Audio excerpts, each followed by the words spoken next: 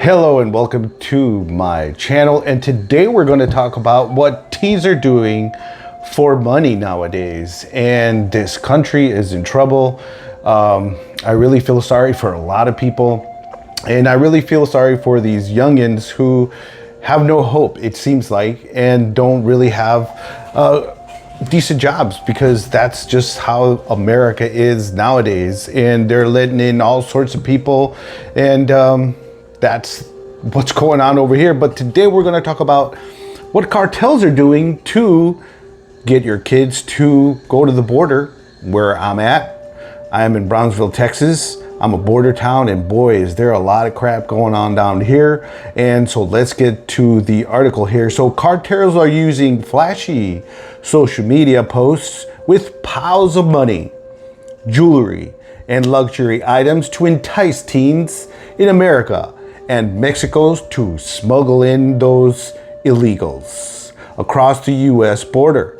And officials say the young people have no idea what they are getting mixed up with. I second that motion. Texas Department of Public Safety, DPS, officers arrested two 19-year-olds on Saturday for smuggling 3 migrants or illegals after they led police on a high-speed chase in a stolen vehicle, then crashed into a rancher's fence. One of the men in the vehicle, Gerardo Jose Ojeda Montiel, 33, was from Venezuela, national who was wanted on murder charges in the U.S. Virgin Islands, Texas DPS said. Daniel Lopez Vasquez of Austin, Texas, and Brian Guzman of Del Valle, Texas, were arrested on charges with evading arrest, smuggling of persons, unauthorized use of motor vehicles, and unlawful carrying of a weapon. So these boys are in trouble. Parents, watch what your kids are doing.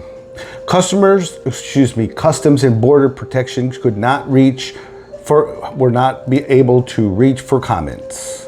Texas DPS spokesman Chris Olivares told Fox News Digital that the teens likely had no idea that they were transporting a murder suspect. Typically, he said, teen smugglers are recruited via TikTok, and then they wonder why it's being taken down, right? Snapchat, Instagram, or other social media sites. They then use encrypted messages, apps, usually on WhatsApp, to communicate anonymously with cartel members, getting audio or text messages, instructions, or instructing them where to pick up their human payload. Olivares said the Saturday arrest followed many of the patterns his agency sees in teens smugglers.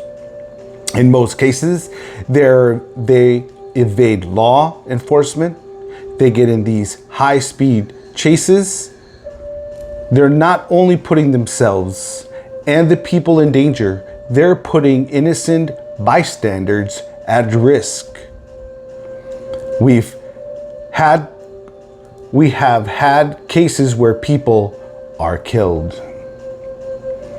They're not thinking about the consequences. They're thinking about the thrill, about quick money, Olivares told Fox News. They could be smuggling someone who is wanted for murder, someone who is on a watch list, he says. We often see these juveniles with handguns. We believe they have those weapons for their safety. They don't know who they're smuggling.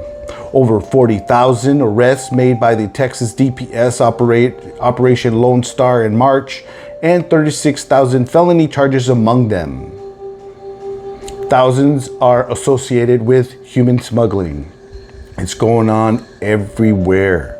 You know, and you're watching Let's Talk About It with Mario Vega. And like I mentioned, I live on the border, and let me tell you what, all sorts of bad behavior with drugs, car chases, and especially women selling themselves. They are everywhere downtown, and that's just the way it is. It's mostly happening in your town, wherever you are watching this video. The ages of offenders range from 18 to 66, according to the data updated in January of this year. Olivares said that cartels have long recruited teens for their drug and human trafficking operations because they often aren't charged as adults. The cartel are well aware of that there are less consequences, less persecutions when it comes to juveniles involved in human smuggling. Olivares continued, if a juvenile is caught, for the most part, they are released to the parents and or a family member. Then they're doing the same thing the following day. In some cases, Olivares said the juveniles are not older than, guess what? 13. Wow, 13-year-old kids out there on the streets getting themselves mixed up with all sorts of people. Imagine if this was your daughter or your son with a murderer or a person who forces themselves upon other people. Also, last week, DPS arrested a 14-year-old boy from Mexico clad in a ghillie suit who had been guiding a group of migrants across the Rio Grande in McAllen. McAllen is just about an hour away from here. Okay, like I said, border towns. We are right here on the border. Officers swooped in after the attempt was caught on a border security camera. To see a 14-year-old doing that, to see them wearing a camouflage suit, shows just how these cartels are using these juveniles. The teen recruited phenomena extends into other border states. Last month, a 16-year-old was arrested by the U.S. Border Patrol for cramming 7 immigrants into his car in Arizona. WHY, Arizona. Chief Patrol Agent John wrote in a post on X. Former DEA Chief of Operations Michael told Fox News that these teens have no idea what they're getting into when they get involved with the cartels, and that there's simply no way out once they make the first smuggling run. So people, please keep close attention to your children, what they're doing. But I'm sure I don't have to tell you that, and I'm thankful that I don't have children, because wow, this is dreadful. This is what our kids, this is what our country is doing to its own people. Okay, with all this high interest and high mortgage and high everything. Anyone believing differently simply doesn't understand how the Mexican cartels operate. They are the most powerful transnational drug trafficking and organized crime group law enforcement has ever dealt with. Mexican cartels have used America to conduct their smuggling operations for years. But Braun said they are now in a full court press to exploit much younger Americans. The cartel knows teens are attracted to money and a sense of adventure, and their recruitment is facilitated by social media, which provides cartel recruiters with a participant level of anonymity. Olivares said he had seen a significant uptick in teens running illegals across the border, but that they've always been a significant portion of traffickers. Generally, he said, they are making $2,000 to $3,000 for every migrant they ferry into the U.S. See what I'm saying? There are no jobs here. Why are you going to want to get paid $7, $9 an hour when you can make $2,000? Hey, I get it. Okay, I ain't hating. I'm just saying. You know, this is the reality, people. This is what is going on in our country. Okay, people need money. I get it. One of two Dallas teens arrested for smuggling in November. A 17-year-old told News Nation that he and his friend were offered $1,300 for a job after responding to an ad on Telegram. They were pulled over by DPS for running a stop sign, and the teen said he knew he was screwed when he saw the red and blue lights behind him. A new state law passed by Texas state legislature increasing the minimum sentence from 2 to 10 years for people caught smuggling migrants, according to the Texas Tribune. 10 years now.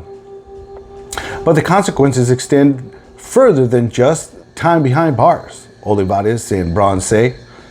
They're not only dealing with these criminals, there is an overall impact that this is going to have on their lives, especially if they want to go to school or college. They will have a criminal background, and once you have a criminal background, your life is pretty much over, kids. All right? Nothing, Olivares said, noting that felonies stay in juveniles' record even after they come of age. See what I was just saying? Braun says he feared that it's just a matter of time before we see American kids brutally victimized after making naive decisions and minor mishaps that infuriates cartel bosses. The Mexican cartel rely on a long-standing hallmark of organized crime, corruption, intimidation, and ruthless violence to ensure missions success, he says. I'm talking about unconscionable forms of torture and murder that makes designated terrorist organizations and traditional American organized crime families look like the Boy Scouts. Some will be recovered dead, whole, or in pieces.